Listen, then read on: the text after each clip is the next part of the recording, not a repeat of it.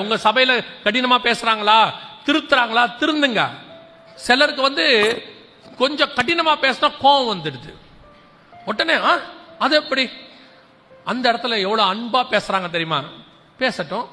என்ன இப்ப ஒருத்தர் என்கிட்ட சொன்னாரு, நானும் பார்த்துட்டேங்க, இந்த ஏரியால எல்லா சர்ச்சும் பார்த்துட்டேன், ஒண்ணு கூட சரியில்லை அப்படின்னாரு. நான் சொன்னேன், நீ சரியில்லை. ஏன் அப்படி சொல்றீங்கன்னாரு. சபை பர்ஃபெக்டான இடம் இல்லை, பர்ஃபெக்ட் ஆக்குகிற இடம். இங்க இருக்கிறவன் எல்லாம் அப்படித்தான் இருப்பாங்க. ஒரு அரை வேக்காடு இருக்கும், ஒரு கால் வேக்காடு இருக்கும், ஒரு முக்கா வேக்காடு இருக்கும், எல்லாம் தான் உட்கார்ந்து இருக்கும். நீங்க சொல்றது எப்படி இருக்கு தெரியுமா? நான் எங்க வீட்டு பக்கத்துல இருக்கிற மெக்கானிக் ஷெட்டுக்கு போனேன், எல்லாம் உடஞ்ச காருங்க, எல்லாமே ரிப்பேருக்கு வந்திருக்கு. என்னங்க மெக்கானிக் ஷெட்? மெக்கானிக் ஷெட்னா ரிப்பேர் ஆகி இருக்க வேண்டாமா? அது ஷோரூம். கார் அழகா நிக்கணும்னா அது ஷோரூம். மெக்கானிக் ஷெப்ப திருத்துற இடம், ரிப்பேர் சரி பண்ற இடம். அதே மாதிரி சபை திருத்துற இடம். இது அழகாய் நிக்கிற ஷோரூம் இல்ல. நீங்க சபைய ஷோரூமா மாத்திட்டீங்க. ஞாயிற்றுக்கிழமை நீங்க ஒவ்வொருத்தரும் ஒவ்வொரு ஷோரூம் கார் மாதிரி தான் வரீங்க.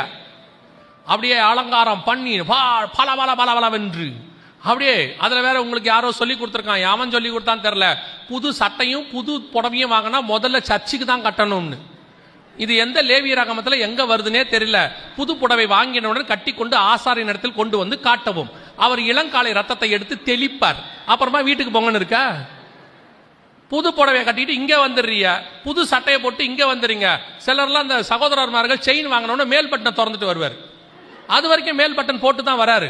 செயின் வாங்கின உடனே இந்த டாலரை போட்டு மேல் பட்டன் மட்டும் அன்னைக்கு மட்டும் போட மாட்டாரு. Praise the Lord.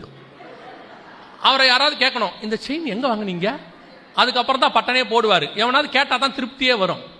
ஆராதனையில பக்கத்தில் இருக்கிற சிஸ்டர் கேட்கணும், இந்த புடவை எங்க வாங்கினீங்க? பச்சை கலர் பார்டர் ரொம்ப நல்லா இருக்கு.